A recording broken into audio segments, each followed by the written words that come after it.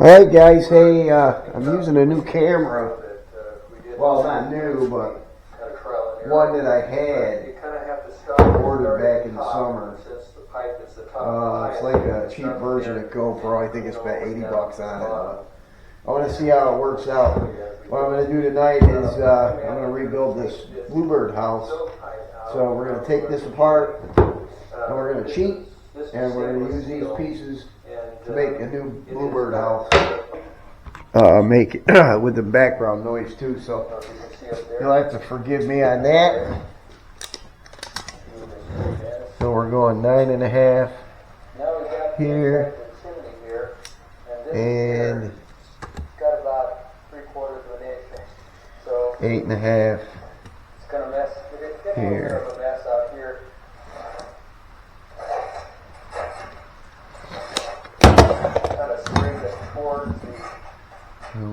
Towards the chimney. I probably need that flashlight also, so I can see a little bit better. Thank you. There we go. You see in there? That's the creosote. So I'm going to trim that.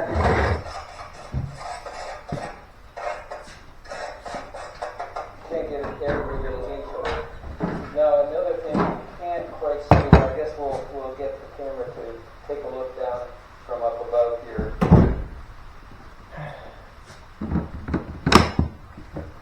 Okay, down here, that leads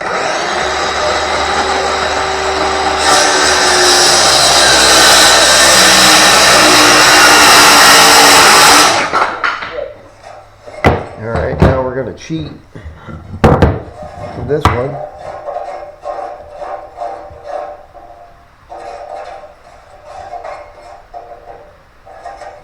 And at the bottom there's a little edge. A little edge that I have to scrape it off of so that it gets down into the bottom of the stove. So that's pretty clean right now. Now we'll put this back together. We'll trim that off.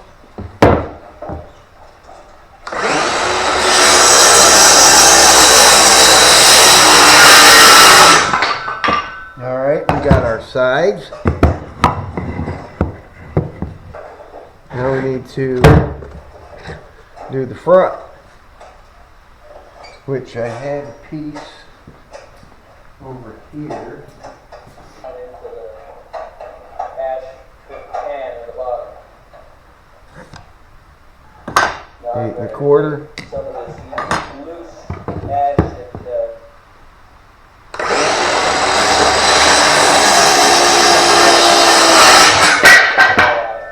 it's just taking some of the load of this. Yeah, it's going to be the front.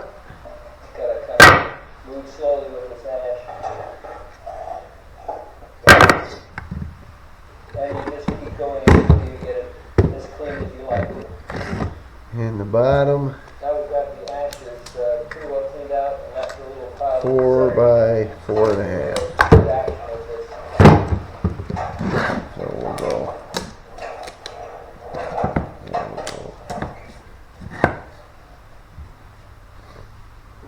Okay, now we're going to take the ash pan out. 4 inches here. This is about a half a season. By 4.5.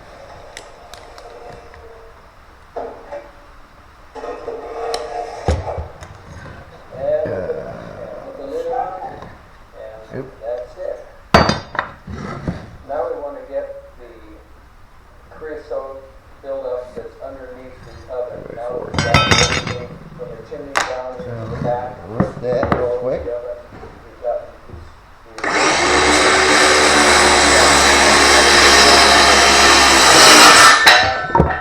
of it.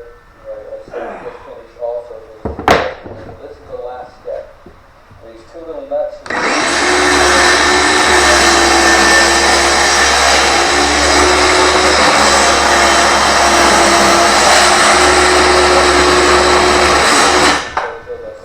There's my bottom. Alright.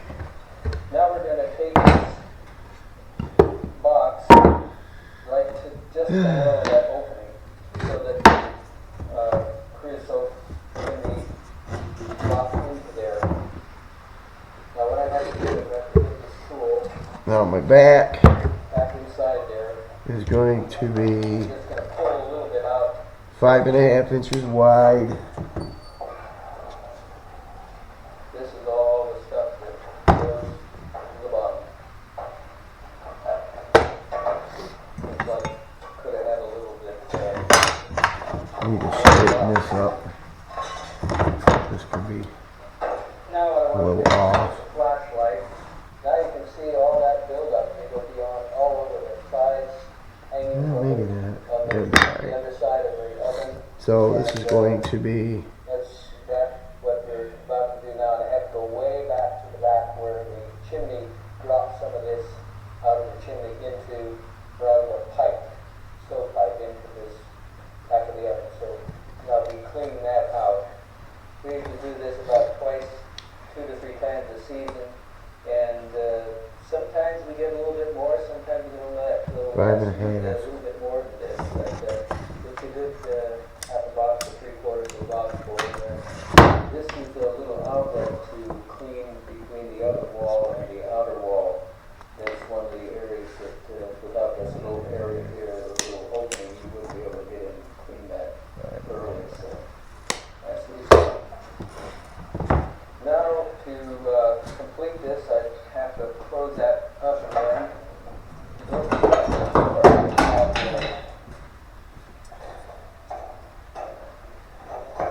Put the 2 little nuts back on.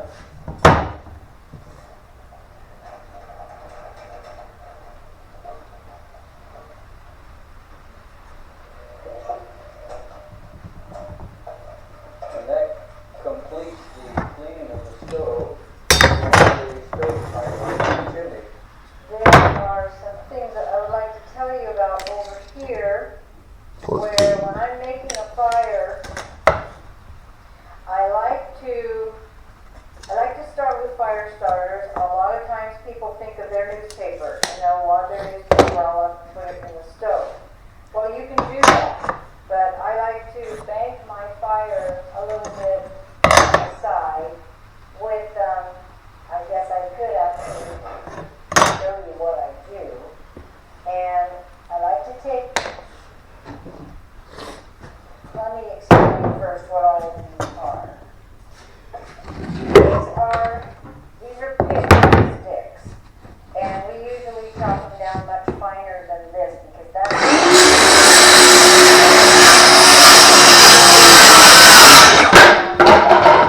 make a lot of sticks out of them and fill a little bucket with them.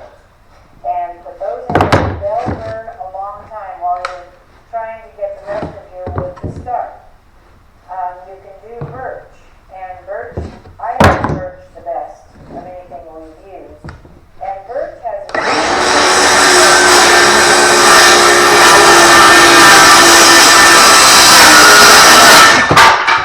find yourself needing some more. But it just rips. Alright, that's going to be that. And then our top, I would imagine, is going Then there are these to little things here. They look like little cupcakes. Because you put them in probably a 7 inches. little cup. And that's a fire starter. And what that is, you just place one of these on top of your little stack of wood that you've got set up ready to go in the stove.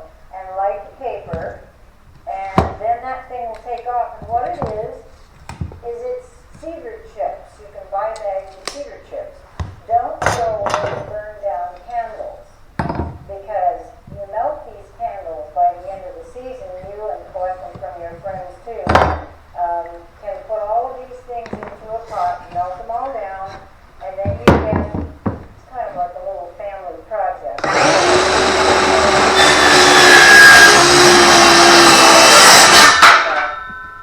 Alright, that's my roof. Bottom. And fill a pot up with these cedar chips, and then begin to pour this melted wax down in, and you can stir that in until you get a nice mix of wax into there. Then you can just bring them out with a nice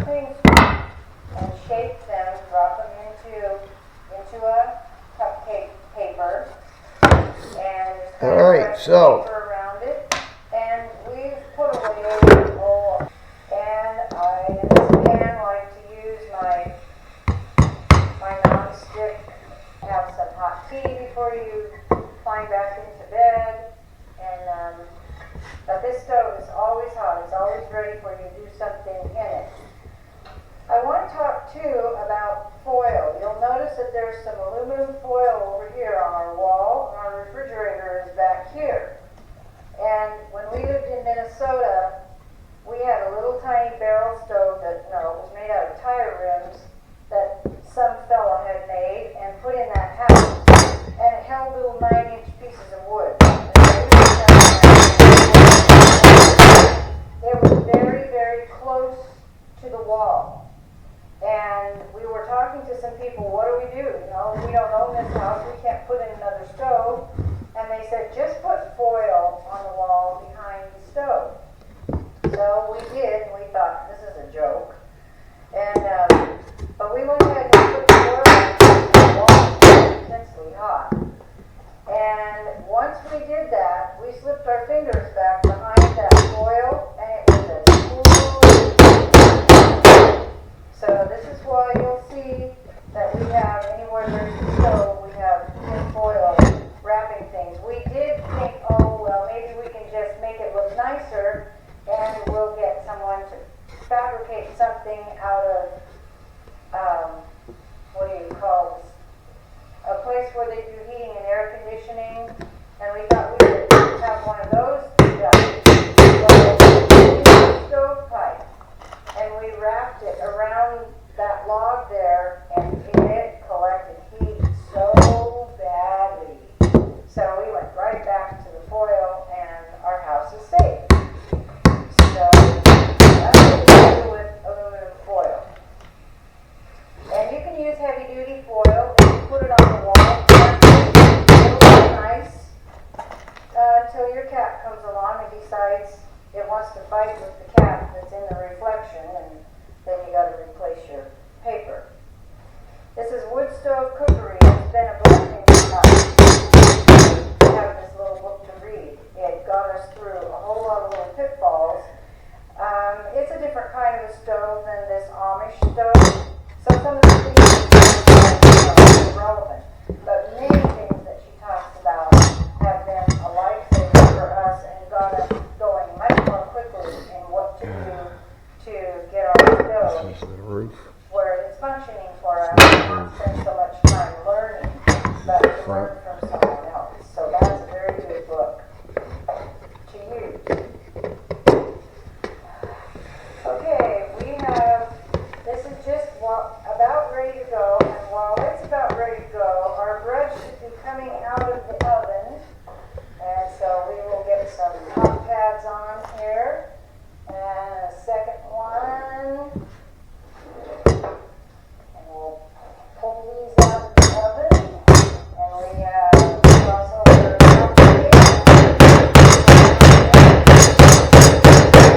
a couple of loaves of bread here for this meal. We'll put those over there. And they look pretty nice. The stove does a nice job. And then we've got some hot dog buns and some hamburger buns. And of course I'm going to use them for veggie burger, but we enjoy the things that come out of this stove. Well, we've got a couple loaves of bread for supper, and our food is ready for us to eat.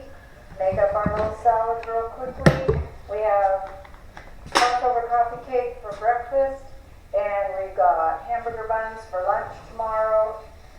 And we're just about ready to sit down, so you can either join us, but we're glad you came to our house.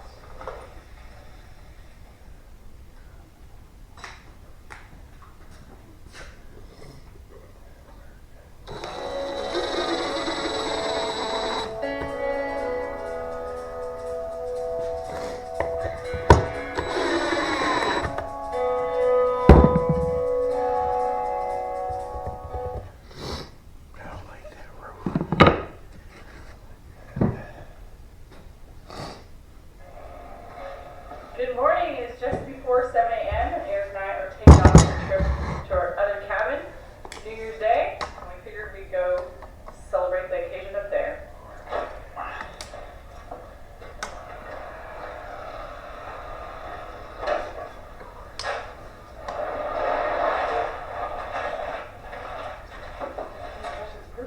I would just put some towels or something over there.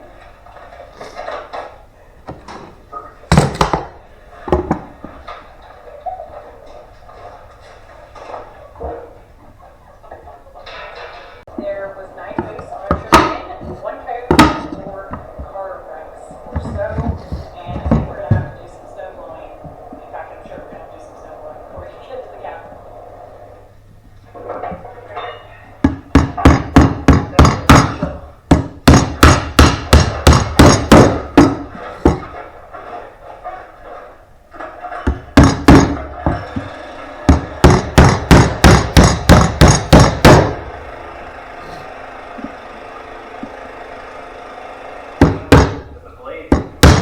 It stopped at me. Yes. What do you got to say? There, huge rock. Right there. Well, that's what I thought happened.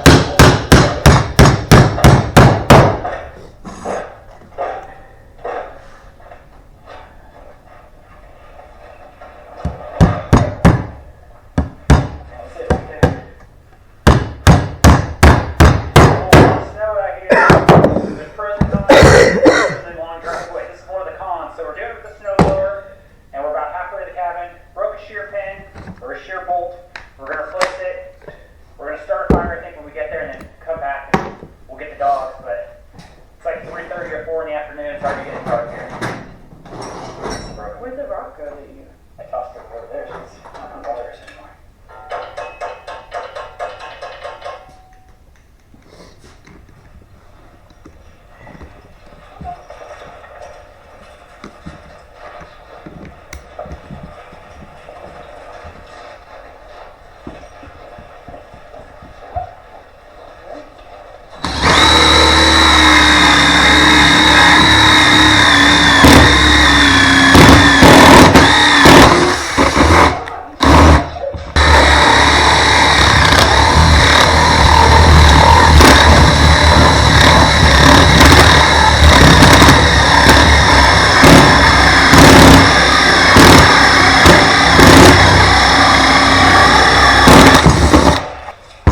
There it is. It's kind of crude, but it's a new bluebird house.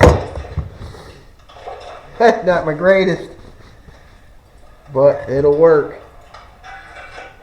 So, put some holes in here where I can.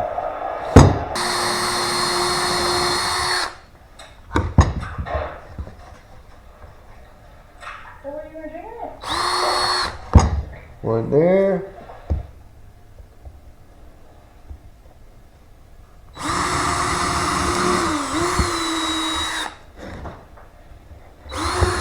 Get much better than that. And one there. Have a hot apple cider, ripping wood stove after a long drive and about 4 hours of snow blowing. And it was a little above zero. I think it was like 1 degrees inside the cabin when we got here. And I think it's been heating up for about 4 hours. And we are now at 60 degrees, which is just extremely comfortable. That's it, guys. That's how I 75 did my degrees. It's real toasty in here.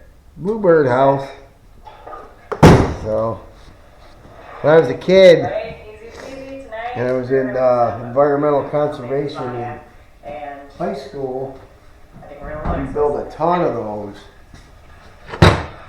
for everybody, just to hand out, give away, put up there at the Bosie's. There was a big picnic area up, and they owned quite a few acres, and we put them up there. Yeah, other than that, it's pretty Good much morning, how it everybody. is. We got this cabin nice and toasty. Today is almost And 80 those are degrees still in here. running. When we got here yesterday, it Some started are at crap. 1 degrees. So it's heated up 79 degrees. And we got our hot water going. We're going to get started on breakfast, but I need my coffee.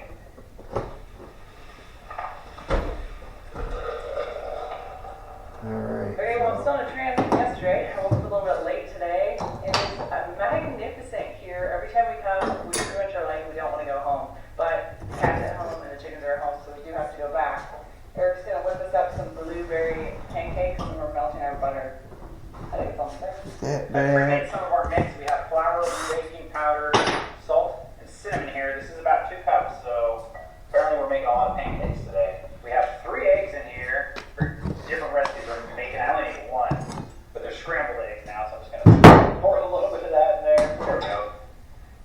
And then I'm gonna show you guys my secret ingredient for making pancakes, kind of when you don't have milk as a liquid. So we're just gonna use water, but I've been using this. I'm almost done with my bag, and this is buttermilk powder. And then I tried it one time with pancakes and biscuits, and this, it just elevates pancakes. It's really good. So I'm gonna put a bunch in there. So, there we go, guys. Again. Elevator, and what's the other time? I don't know. The one time I elevator. Is that it? Levitate. Kind of curious how this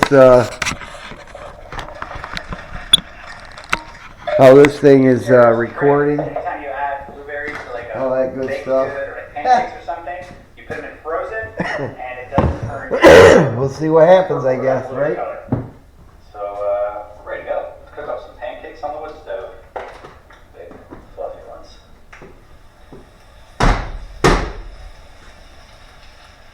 Alright guys, hey, thanks for coming along watching this. Like I said, I'm not a carpenter. I'm just a jack of all trades, master of none. Bluebird house, easy peasy, scrap wood that I had here. Recycling, just like pretty much whatever I build, I recycle stuff. So, other than that, guys, have a good week. Yeah. And don't forget to subscribe down below. And like and share and all that good stuff. I'd like to try to hit 1,000 subscribers. Hopefully before syrup season starts, but I got a feeling it's going to be like halfway in between.